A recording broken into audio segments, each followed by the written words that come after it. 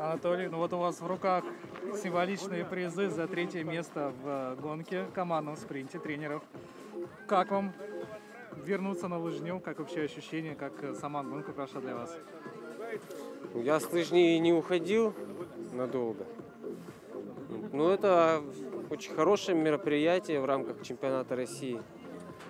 Я думаю, что это закрепится и будем принимать участие. Ну, третье место довольны? Или все-таки, может быть, был шанс выиграть первое? Да довольны?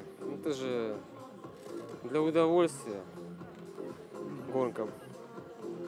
Понятно. Ну, смотрите, завтра у нас последняя гонка чемпионата России, мужской марафон, мужские 50 километров. Как сборная Республики Коми настраивается, как готовится и какие ожидания завтрашней гонки, завтрашнего старта?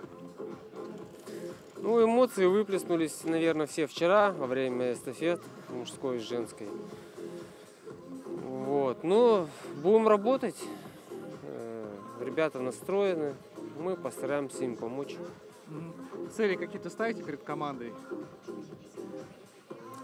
Перед командой в целом, я думаю, цели были поставлены в начале сезона, все про них знают, а сейчас уже просто конкретно с каждым спортсменом обсуждаем,